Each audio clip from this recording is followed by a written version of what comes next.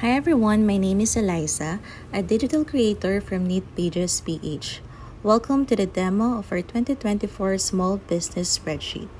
Before we proceed with the setup tutorial, let me give you a quick overview of each page. First, we have the list of products.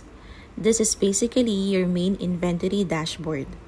Here we have a list of all the products for sale, the cost per unit, selling price, and the latest stock status. The next two sheets are a summary of your total stocks in and stocks out for each month.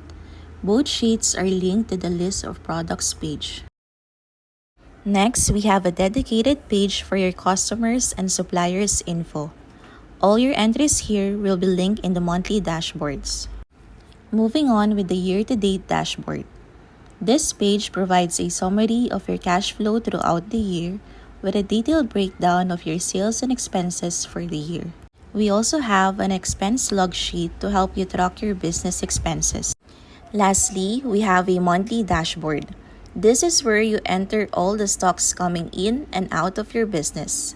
At a glance, you'll see your monthly sales and total cost of goods sold.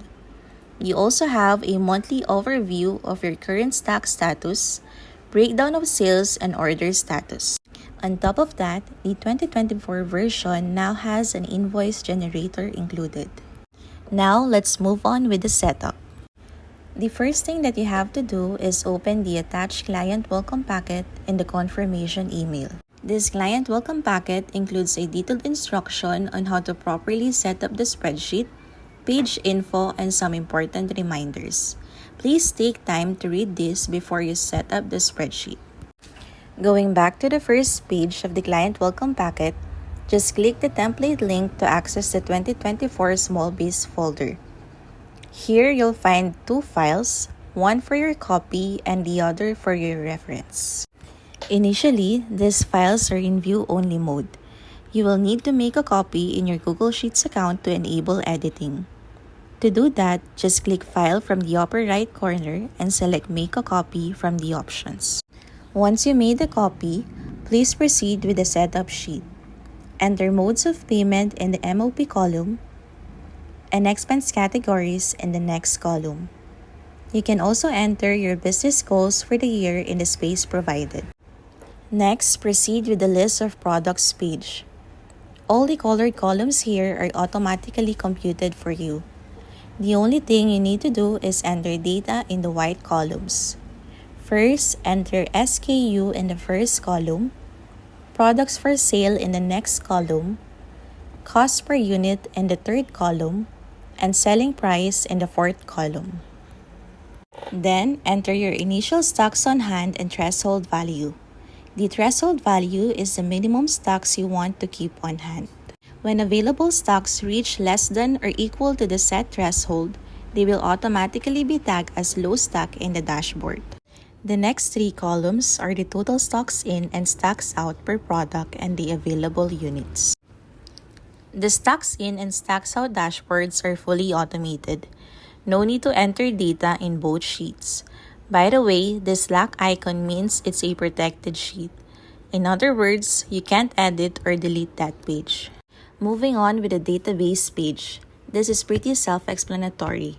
Enter customers or suppliers info as needed.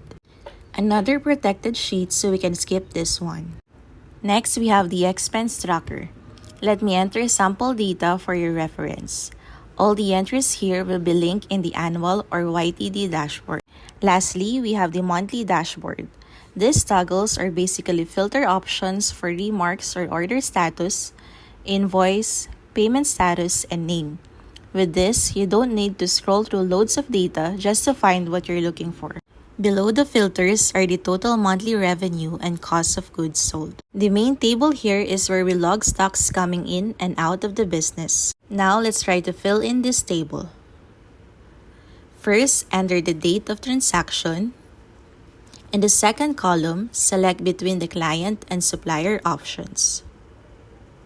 In the third column, enter a unique invoice number. In the fourth column, enter the client's name. The options here are based on your entries in the database. Once you select a client or supplier, The colored columns for address and mobile number will auto-populate. Next, enter values in the stocks in column if you ordered new products from the suppliers. However, if it's a sales transaction, enter values in the stocks out column. Enter any discount in the next column, then select mode of payment in the MOP column. Remember to always update the status column too, then check the box once paid. As we scroll to the side, we have here an invoice template.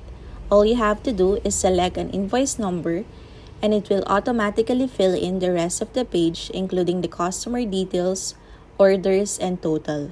You can customize this template to fit your branding. To print this invoice, first select the page, then click Ctrl P for Windows or Command P for MacBook. Next, choose selected cells from the options. After that, select Portrait and Fit to Page before printing. That is it, guys. You can check out this exact template at Knit Pages PH. Thank you so much for watching.